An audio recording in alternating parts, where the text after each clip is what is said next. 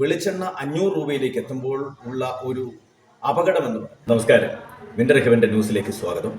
ഞാനിന്ന് നിങ്ങളുടെ മുന്നിലേക്ക് കൊണ്ടുവരുന്ന വിഷയം ഭക്ഷ്യ സിവിൽ സപ്ലൈസുമായി ബന്ധപ്പെട്ട റേഷൻ കടകളിലെ ഉപഭോക്താക്കൾക്കുള്ള അരി വിഹിതങ്ങൾ കൊടുക്കുമ്പോൾ അതിൽ നിന്ന് സാധാരണക്കാരായ പട്ടിണി പാവങ്ങൾക്ക് അവരാശ്രയിക്കുന്ന റേഷൻ കടകളിൽ അമിതമായ ഫീസ് ഈടാക്കിക്കൊണ്ട് സാധാരണക്കാർക്ക് കൊടുക്കുന്ന റേഷനും മറ്റു ഉൽപ്പന്നങ്ങളിലും അമിതമായ അല്ലെങ്കിൽ തന്നെയും 1 രൂപയായിക്കോട്ടെ ഭക്ഷ്യ സിവിൽ സപ്ലൈസ് സംവിധാനങ്ങൾ എന്ന് പറയുമ്പോൾ സാധാരണക്കാരായ പാവങ്ങൾക്ക് സൗജന്യമായി കൊടുക്കുന്ന റേഷൻ അവിടെ എഴുതി വെച്ചിട്ടുണ്ട് സൗജന്യ റേഷൻ എന്ന്. എന്തുകൊണ്ടാണ് സൗജന്യ റേഷൻ എന്നുള്ള പേര് വെച്ചിട്ട് ഇവരുടെ കയ്യിൽ നിന്നും 25, 38, 49, 52 ഇങ്ങനെയുള്ള രൂപകൾ ഈടാക്കുന്നത് എന്തുകൊണ്ട് എന്നുള്ളതാണ് മെയിനായിട്ടുള്ള. ദയവായി ഭരണാധികാരികൾ ശ്രദ്ധിച്ചാൽ വളരെ നന്നായിരിക്കും എന്ന് തോന്നുന്നു. ഇതിനകത്ത് ഞാനിന്ന് നിങ്ങളുടെ ശ്രദ്ധയിലേക്ക് കൊണ്ടുവരുന്ന ഒരു റേഷൻ കടയിലെ ബില്ലാണ്. ഇതിൽ നമുക്ക് സാധാരണ നിലയ്ക്ക് റേഷൻ മേടിക്കുമ്പോൾ വരുന്ന ബില്ല് അതിനകത്ത് ഇപ്പോൾ എൻ്റെ വീട്ടിൽ 4 അംഗങ്ങളാണുള്ളത്.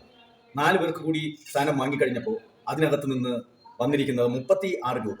ഇപ്പോൾ ഒരു സ്പെഷ്യൽ സബ്സിഡി എന്നുള്ള നിലയ്ക്ക് ഒരു 5 കിലോ അരി കൂടിയുണ്ട്. ആ 5 കിലോ അരിക്ക് 89 രൂപ. അപ്പോൾ രണ്ടും കൂടി ചേർത്ത് 125 രൂപ ഇപ്പോൾ എനിക്ക് എൻ്റെ കയ്യിൽ നിന്ന് ഈടാക്കുകയുണ്ടായി. ആ ബില്ലാണ് ഇതിനകത്തുള്ളത്. അപ്പോൾ നമ്മൾ എന്തുകൊണ്ടാണ് നമ്മുടെ റേഷൻ സംവിധാനങ്ങൾ ഇങ്ങനെ ആയിപ്പോയത് എന്നും ആലോചിക്കുകയാണ്. ദരിദ്രർക്കും സാധാരണക്കാർക്കും മലയോര മേഖലയിലെ ആദിവാസി പിന്നോക്കക്കാർക്കും ഒക്കെ താങ്ങും തണലുമാകേണ്ട ഭക്ഷ്യ സിവിൽ സപ്ലൈസിൻ്റെ പൊതുവിതരണ കേന്ദ്രങ്ങൾ എന്തുകൊണ്ട് ഇവരിൽ സാധാരണക്കാരുടെ കയ്യിൽ നിന്നും ഇത്രയേറെ കാശുകൾ ഈടാക്കുന്നു?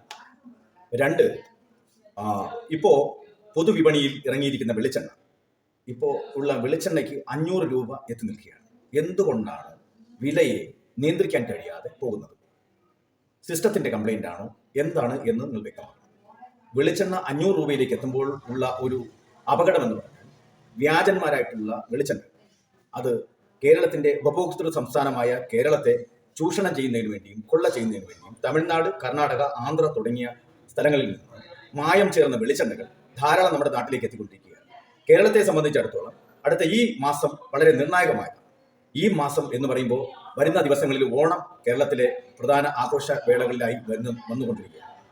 ഈ സമയത്ത് ഭക്ഷ്യ എണ്ണ, അതായത് വെളിച്ചെണ്ണ പ്രധാനമായി ഇല്ലാതെ ഒരു വീട്ടിലെയും അടുക്കള കാര്യങ്ങൾ മുന്നോട്ട് നീങ്ങാത്ത അവസ്ഥയിൽ വരും. അപ്പോൾ ഈ 500 രൂപ കൊടുത്തൊന്നും വാങ്ങാൻ കഴിയാത്തതുകൊണ്ട് വില കുറഞ്ഞ വെളിച്ചെണ്ണ ഇപ്പോൾ കഴിഞ്ഞ ദിവസം ഞാൻ 1-2 സൂപ്പർ മാർക്കറ്റുകൾ സന്ദർശിക്കുകയുണ്ടായി. അതിൽ 375 രൂപയ്ക്കും വെളിച്ചെണ്ണയുണ്ട് എന്നറിയാൻ കഴിയും.